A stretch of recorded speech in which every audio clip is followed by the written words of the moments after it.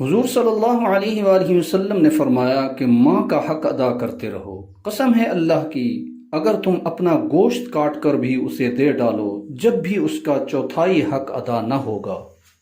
وہ گھر جنت ہے جس میں ماں ہے۔ اللہ پاک سب کی ماؤں کو سلامت رکھے، آمین۔ زندگی میں دو لوگوں کا بہت خیال رکھو، ایک وہ جس نے تمہاری جیت کے لیے بہت کچھ ہارا، یعنی تمہارا باپ، اور ایک وہ جس نے تمہاری ہار کو بھی جیت کہا، یعنی تمہاری ماں۔ ماں سے کبھی بھی حساب نہ کرنا، ورنہ تم پہ رزق کے سارے دروازے بند کر دیے جائیں گے۔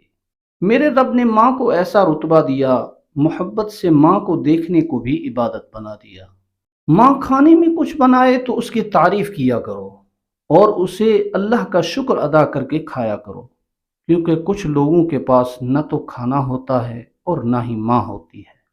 حضور اکرم صلی اللہ علیہ وآلہ وسلم نے فرمایا کہ شادی شدہ عورت پر تمام لوگوں میں سب سے زیادہ حق اس کے شوہر کا ہے، اور مرد پر سب سے زیادہ حق اس کی ماں کا ہے۔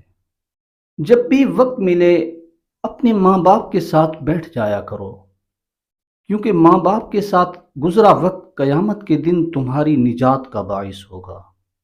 ماں موت سے نہیں ڈرتی، اسے مرتے وقت یہ ڈر ہوتا ہے کہ اس دنیا میں اس کے بچوں کو اس جتنا پیار کوئی نہیں کرے گا۔ ساری رات سوتے ہوئے میں نے جنت کی سیر کی، صبح جو آنکھ کھلی تو دیکھا سر ماں کے قدموں میں تھا۔ یا اللہ میری ماں کو سلامت رکھ، آمین۔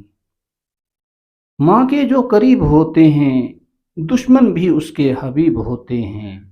ماں جن کے پاس ہوتی ہے وہ لوگ کہاں غریب ہوتے ہیں۔ ماں جن کی زندہ ہوتی ہے وہ بہت خوش نصیب ہوتے ہیں۔ اللہ پاک سب کی ماؤں کو سلامت رکھے، آمین۔